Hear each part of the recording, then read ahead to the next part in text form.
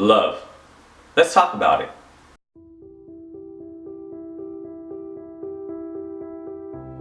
Love. We all seek it in some shape or form, whether it's giving or receiving. But there is a type of love that is overlooked, underrated, and many of us are unable to do. And that is loving yourself. When you're not able to love yourself, you lead down a life where you have a lot of unhealthy relationships, where you're unhappy on a consistent basis, where you're not leading a purposeful life, where it's not peaceful at all, where there's constant struggles, whether it's being lost constantly, just being down hard on yourself, or even having vices and going to those vices. What does loving yourself look like? When you're able to love yourself,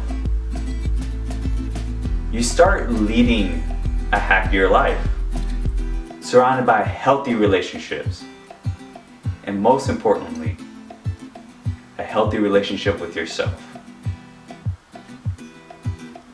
Also, when you're able to love yourself, you start opening up all these avenues that you never thought you had, where you start doing more things that you're capable of doing, and you're finding your purpose, and you're succeeding in what you truly are passionate about. That's what it looks like. While many of us struggle to love ourselves, and the reasons why is because we're so conditioned to the extent to where whenever we are down or we have spread ourselves out too thin, we're still not able to find time for ourselves because we feel like not really helping others, but just on a consistent basis, just doing things for others and not even taking time for ourselves. We think that leads to a happy life because there's no boundaries. You don't understand your boundaries. You're so conditioned in that way. Where there's other situations where you have made a mistake and you get highly critical of yourself. That's where you have conditioned to not loving yourself. In order to get to that point to where you want to get on that happy, fulfilling life, you have to condition yourself on loving yourself consistently. And yes, you are going to have struggles. So understand that before you take those steps on loving yourself, on that journey. So how do you do it? Well, the first few tips I'm going to give you are based on the mental aspect of it. And one of the first ones is identifying.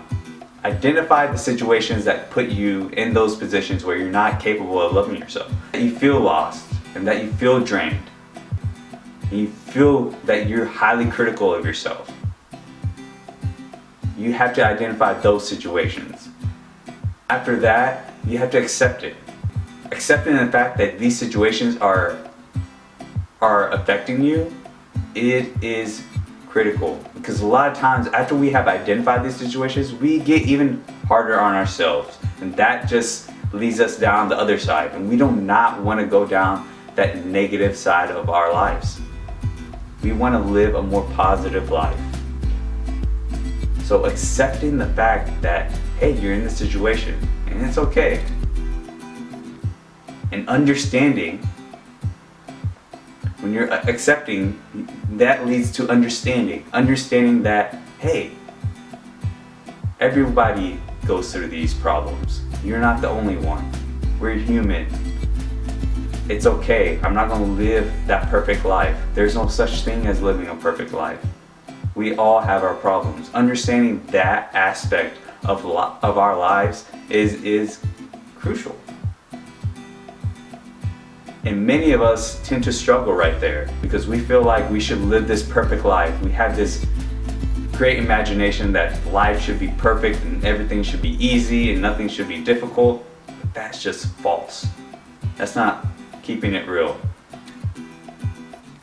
So, after you have taken that struggle on the mental side of things, the next thing is to actually take the action. on applying that love to yourself. One of the first things that I tell people is talk to yourself. We all do it. Whenever we get into those situations, we talk to ourselves, we talk down on ourselves, but instead of talking down on yourself, talk yourself up. Motivate yourself, encourage yourself. Look at the light of things within you. That's a good place to start on the action side of things. Another thing that you can do is finding out your love language. Now I am going to provide you a link below. It's a little test that identifies your top few love languages. This test is made for you to find out your love language and for others to apply it to you. But in this case, you want to apply it to yourself. So once you find out your love language, you want to apply that to yourself whenever you get into these situations where you're down or you're just drained or whatever it may be that you just don't feel like you're taking time for yourself. Apply that love language. Another thing to do is, it sounds a little bit contradictory to what I said earlier on you're spreading yourself out too thin and you're doing so many things for others. Take time to volunteer. Volunteer for a charity, for a food bank, whatever it may be. Helping others leads to a happier and healthier life. And the other aspect of whenever you're volunteering is you get to see the real world.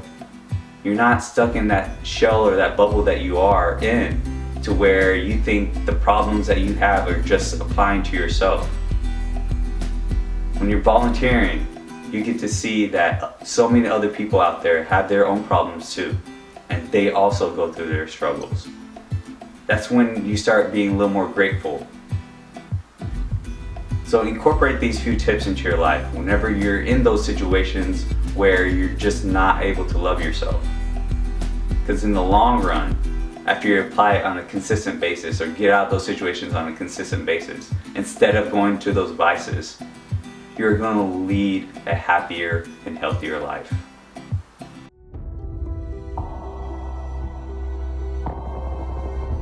Thank you for taking the time to watch the video. I hope y'all took something from it. See y'all at the next video.